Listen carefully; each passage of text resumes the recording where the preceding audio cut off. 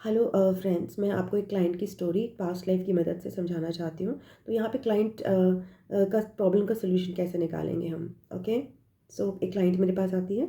उसकी प्रॉब्लम ये है कि she is 40+ and she is unable to give birth to a baby. Okay, and उसकी जो फैमिली है उसमें उसकी सिस्टर इन लॉ जो है, she is very fertile and she has babies. And अभी प्रॉब्लम यहाँ पे दिस लेडी की क्या है कि this lady wants a baby in her life. This is her desire. ये कार्मिक कॉन्ट्रैक्ट लेके आई है कि उसको इस जन्म में अपने बेबी चाहिए। अब ये कार्मिक कॉन्ट्रैक्ट इतना स्ट्रॉन्ग है कि वो उसको तोड़ा नहीं जा सकता। वो ज़िंदगी भर दुखी रहेगी अगर ये कार्मिक कॉन्ट्रैक्ट उसका पूरा नहीं हुआ, बिकॉज उसकी सोल की डीपेस्ट डिज़ायर है ये। सेकेंड सेकेंड यहाँ पर यह है कि उसकी सोल की डीपेस्ट डिज़ायर कि वो बेबी अडॉप्टेड नहीं होना चाहिए। She does not want adopted baby because there is fear out of adoption. उसने कोई अपनी पास्ट लाइफ जी है जिसमें उसने अडॉप्टेड बेबी लिया है। ओके, और वो अडॉप्टेड बेबी ने बहुत सफरिंग देखी है, या फिर इसने उस अडॉप्टेड बेबी की वजह से सफरिंग की है। तो अडॉप्शन जो वर्ड है ना, उससे रिलेटेड इसकी बहुत सफरिंग है, एक नेगेटिव कर्मा रहा है। That's why she is fearful of adoption. अब यहाँ पे दो चीज़ें बहुत क्लियर हैं। The lady does not want to adopt, but lady has a strong desire. But third thing is कि lady does not is not practically scientifically terms में अब उसका सोलर ये वूम्ब जो है, इट्स नॉट, क्या कहते हैं, सपोर्टिंग। चौथा यहाँ पे पॉइंट है कि she has a problem with her sister in law. She has issues with her sister in law. ये 4 या 5 पॉइंट्स उसकी लाइफ में प्रेजेंट है। तो इसी के बेसिस पे हम उसकी पास्ट लाइफ में जाकर उसको सोल्यूशन क्या दे सकते हैं। ओके, जिसमें एक सिंपल सोल्यूशन होगा, जिसमें कुछ नहीं है। तो देखो, पहला उसका सिंपल सोल्यूशन जो मैंने यहाँ पर देखा, मुझे तो खैर दिखता है तो मैं देख लेती हूँ, मुझे समझ में आ जाता है किसी के चेहरे देख कर कि ये कहीं ना कहीं पास्ट लाइफ्स में ऐसे से रहे। So I went into the past life of that person. I didn't go actually past life. I see them and I know that they have a past life connection because it's evident on their face. I don't know why other people can't see it. So I saw that lady and I saw her mother-in-law, and I knew that this ये लड़की जो है वो अपनी mother in law की बेटी बन के पास्ट लाइफ में एक पैदा हो चुकी है। ओके, सो वो उसकी मदर इन लॉ की वो बेटी रही है। तो दैट मीन्स जो उसकी सिस्टर इन लॉ और वो है, वो खुद सिस्टर्स रही हैं। ओके, वो सिस्टर्स रही हैं। और थर्ड, इस लेडी की एक और भी प्रॉब्लम है, ये अपनी सिस्टर को भी जज करती है, एक्चुअल रियल लाइफ सिस्टर को भी। तो इतनी सारी इश्यूज हैं यहाँ पर। अब मगर प्रॉब्लम यहाँ पे हमें बेबी को लाना है यहाँ पे दुनिया में। तो सबसे पहले तो यहाँ पे देखना है कि first is desire. Desire is there to bring that baby into the world. How to bring the baby into the world when the womb is not supporting right now. Okay, maybe womb support करे आगे, तो वो एक next solution हमारा हो सकता है कि वोम हील हो जाए, बिकॉज सेक्रल चक्र हील हो रहे हैं। ओके, तो वे सेक्रल चक्र हील हो रहे हैं, बट इस सेक्रल चक्र को हील करने के लिए अगर उसको अपना बेबी भी चाहिए तो उसको एक थॉट प्रोसेस अपने माइंड में जनरेट करना पड़ेगा उसको, कि यार ये भी पॉसिबिलिटी है। और जहाँ उसने वो थॉट प्रोसेस जनरेट किया, हो सकता है भगवान उसको ब्लेसिंग के तौर पे बेबी उसकी कोख में ही दे दे। थॉट प्रोसेस क्या जनरेट करना है? थॉट प्रोसेस जनरेट करना है कि एडॉप्शन जो होता है ना, इट्स अ कार्मिक कॉन्ट्रैक्ट। एडॉप्शन इज अ कार्मिक contract. It can be good और बैड। अगर आपका बैड कर्मा है तो आपको एडॉप्शन से बैड रिजल्ट्स मिलेंगे, अगर आपका गुड कर्मा है तो आपको एडॉप्शन से गुड रिजल्ट्स मिलेंगे। Okay, conceiving somebody else's child into your womb, it can be a blessing. जैसे कि हमने माइथोलॉजिकल स्टोरीज में देखा है, ये सबसे बड़ी बिगेस्ट ब्लेसिंग है। जो कुंती जो है सूर्यपुत्र कर्ण को जो है अपने कोख में जन्म देती हैं, तो वो एडॉप्शन था, बट वो नेगेटिव कर्मा नहीं था, वो पॉजिटिव कर्मा था। वो एक ब्लेसिंग, डिवाइन ब्लेसिंग्स जब हमारे अंदर आनी होती हैं तब भी हम अडॉप्ट करते हैं। बहुत सारे सोल्यूशंस यहाँ पर हैं, बट इस लड़की को अडॉप्शन में प्रॉब्लम है। ओके, सो यहाँ पर मैं उसकी पास्ट लाइफ में गई तो वो देखा कि ये सिस्टर्स हैं।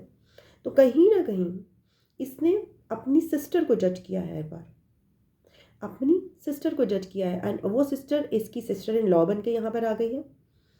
एंड वो सिस्टर को क्यों जज किया? Because of the babies, because ये कहीं ना कहीं फर्टाइल रही है और उसकी सिस्टर के बेबीज़ नहीं हुए।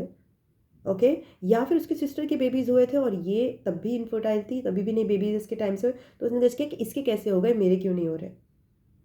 तो व्हेन यू जज योर सिस्टर, यानी कि वीनस की एनर्जी को उसने कहीं ना कहीं जज किया।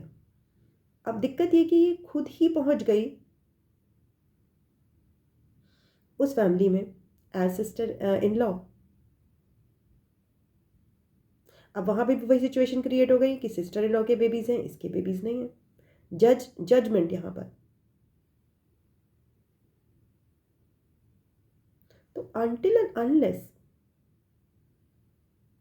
यहाँ पर एक पॉसिबिलिटी है, सबसे पहले she has to drop the drop judgement towards a sister, because sister के जो बेबीज़ हैं वो भी इसके ही बेबीज़ हैं। इस केस में अगर हम देखा जाए कि अगर सिस्टर इन लॉ भी बच्चा करती है तब भी इसी के बेबीज़ होंगे, फैमिली के ही बेबीज़ हैं, बिकॉज सिस्टर इन लॉ इसकी पास्ट लाइफ में इसकी सिस्टर रही है, तो और इसकी मदर इन लॉ इसकी मदर रही है।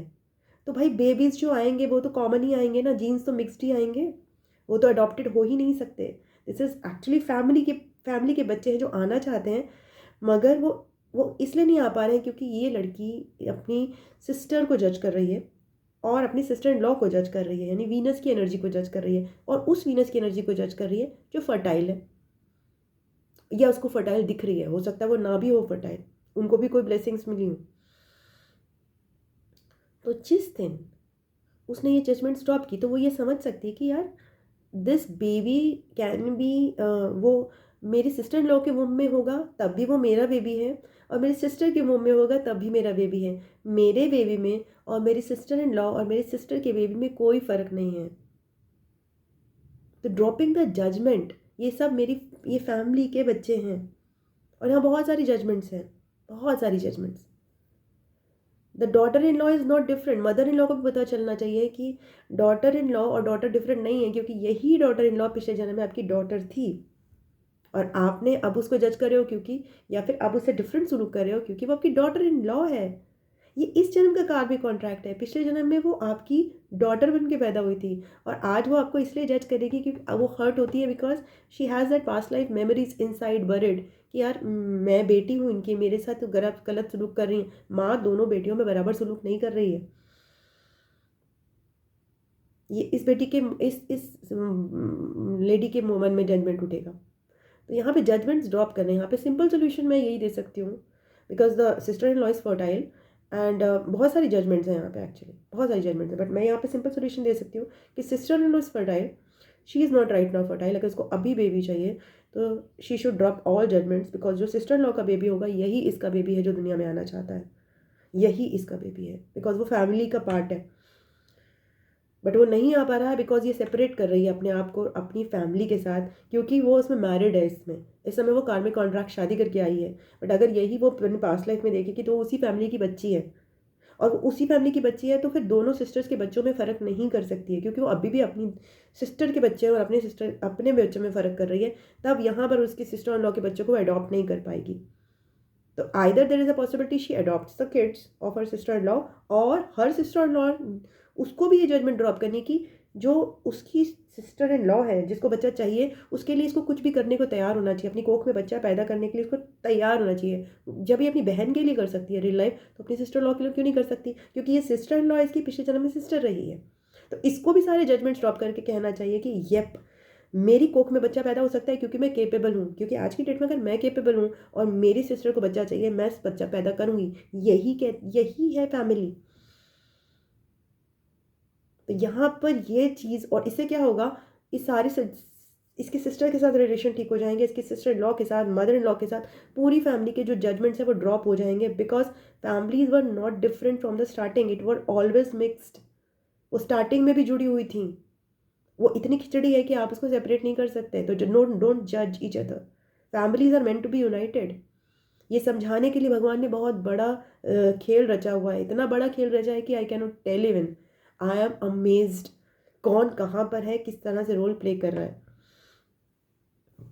फुल मिक्सचर है, ताकि आप जज करोगे तो आपका खुद का ही नुकसान होगा।